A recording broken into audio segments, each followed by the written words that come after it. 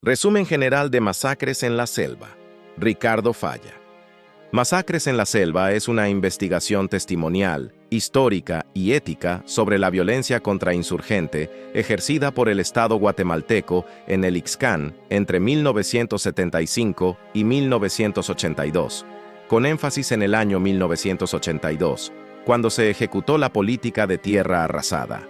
El libro documenta, con nombres, fechas, lugares y testimonios directos, cómo la represión pasó de ser selectiva a convertirse en exterminio colectivo de comunidades indígenas campesinas.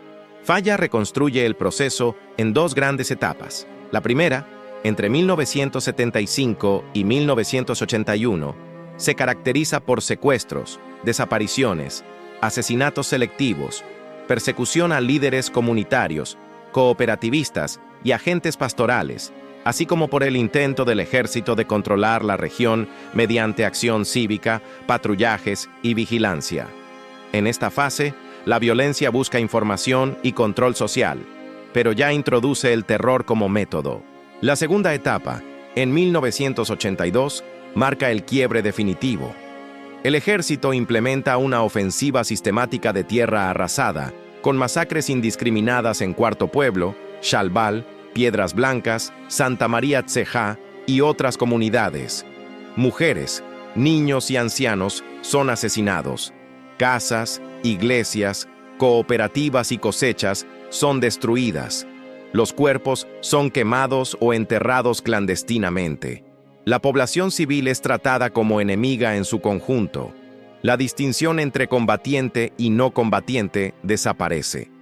El libro documenta 773 víctimas civiles directas en el Ixcán durante el período estudiado, lo que representa entre 2 y 2.7% de la población total, una proporción extremadamente alta. Falla demuestra que estas muertes no fueron excesos ni accidentes, sino decisiones racionales dentro de una lógica militar, orientadas a aterrorizar, vaciar el territorio y destruir el tejido comunitario. Un eje central del análisis es el carácter genocida del proceso, entendido no solo como eliminación física, sino como intento de destruir a la comunidad indígena como sujeto social.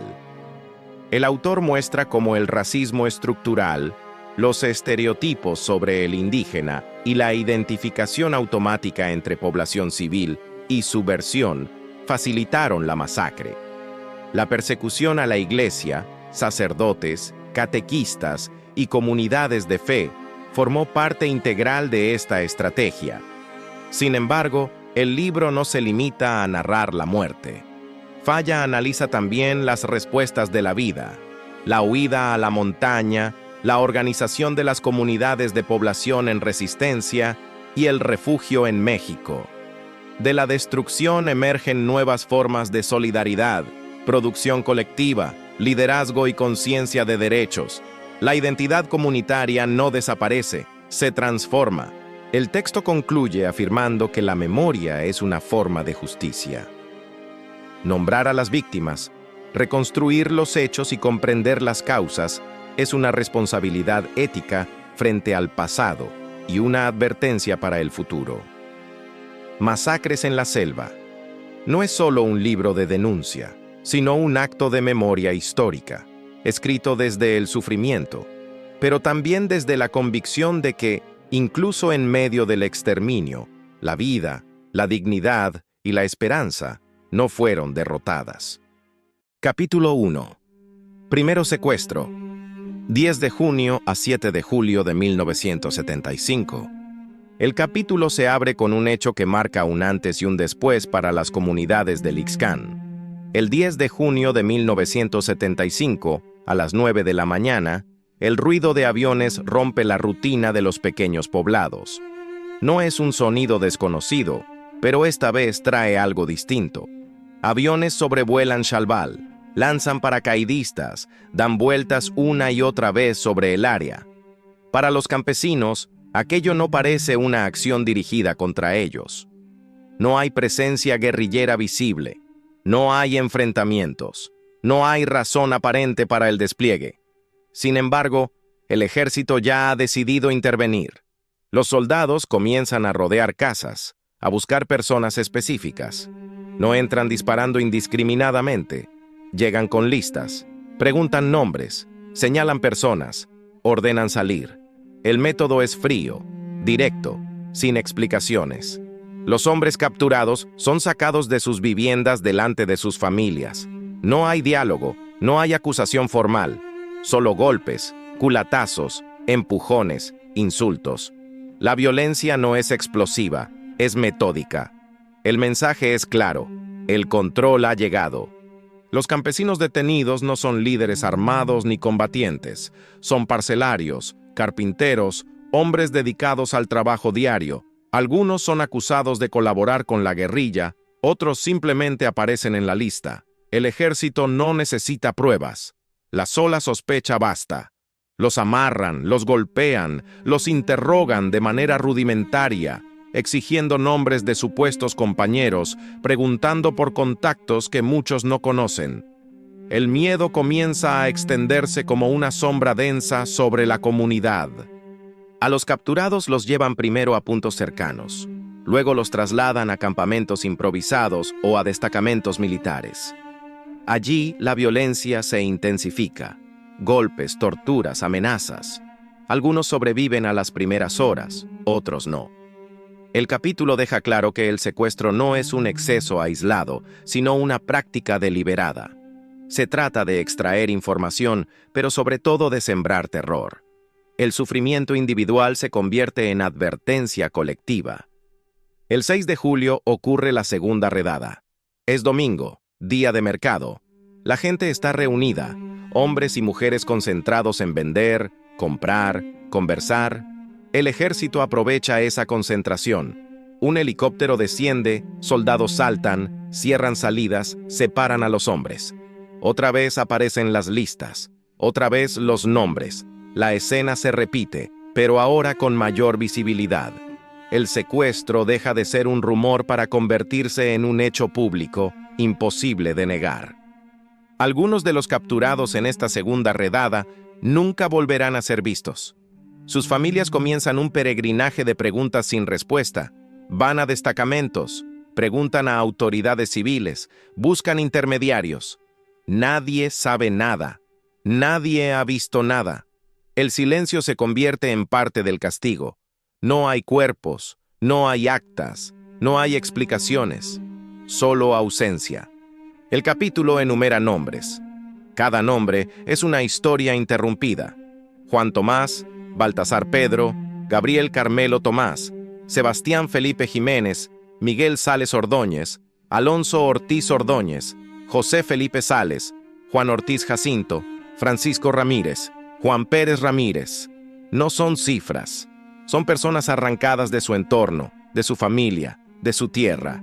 La lista no es completa, pero es suficiente para mostrar el patrón. Las denuncias comienzan a salir del Ixcán. Primero a nivel nacional, luego internacional. La esposa de Miguel Sales Ordóñez se convierte en una figura clave. Busca, insiste, habla. Gracias a su perseverancia, el caso llega a instancias de derechos humanos, a organismos internacionales, incluso al Congreso de los Estados Unidos. El ejército se ve obligado a responder, pero lo hace con negaciones, con versiones fragmentadas, con silencios estratégicos. La verdad se diluye en trámites burocráticos. El capítulo introduce el contexto político-militar que explica estos secuestros. El ejército considera al Ixcán una zona contaminada por la guerrilla. Desde finales de los años 60 y principios de los 70, la región ha sido vista como espacio estratégico. Aunque la presencia guerrillera real es limitada, la población civil es percibida como sospechosa por definición. El campesino organizado, el cooperativista, el catequista, todos pueden ser vistos como enemigos potenciales. Se explica cómo la guerrilla, debilitada a inicios de los años 70, intenta reorganizarse en la selva. El ejército responde con una lógica preventiva: golpear antes de que el enemigo crezca. Pero el golpe no se dirige a combatientes armados, sino a la base social. El secuestro se convierte en una herramienta central de esta estrategia. No busca solo neutralizar personas, sino quebrar la confianza comunitaria. El capítulo también describe el contexto social del Ixcán. En 1966 era una selva casi deshabitada. Poco a poco llegan campesinos pobres, indígenas de distintas regiones, atraídos por proyectos de colonización y cooperativas. Se instalan en condiciones duras, luchan contra la selva, construyen comunidades, organizan centros cooperativos. Esa organización, vista desde fuera como progreso, es interpretada por el ejército como una amenaza. La vida en el Ixcán es dura, pero comunitaria. El trabajo es colectivo, la tierra se comparte, las decisiones se discuten. Precisamente esa forma de vida es la que se vuelve sospechosa. El ejército no distingue entre organización social y organización insurgente. Todo tejido comunitario puede ser leído como subversivo. En la parte final del capítulo, Ricardo Falla introduce los primeros elementos de juicio sobre los hechos. No se trata aún de una condena formal, pero sí de una pregunta ética central. ¿Es asesinato secuestrar, torturar y desaparecer campesinos desarmados? El autor invita al lector a no evadir la pregunta, aunque incomode. No se trata de justificar ni a la guerrilla ni al ejército, sino de mirar los hechos y confrontarlos con criterios mínimos de justicia. El capítulo concluye señalando que estos primeros secuestros no son episodios aislados, sino el inicio de una escalada. El Ixcán ha entrado en una nueva fase de su historia. La violencia ya no es un rumor lejano, sino una presencia concreta. A partir de aquí, el miedo, la desconfianza y la muerte se irán normalizando, preparando el terreno para horrores aún mayores. Así termina el capítulo de los primeros secuestros. No con respuestas, sino con preguntas abiertas y con la certeza de que lo ocurrido en 1975 fue solo el comienzo.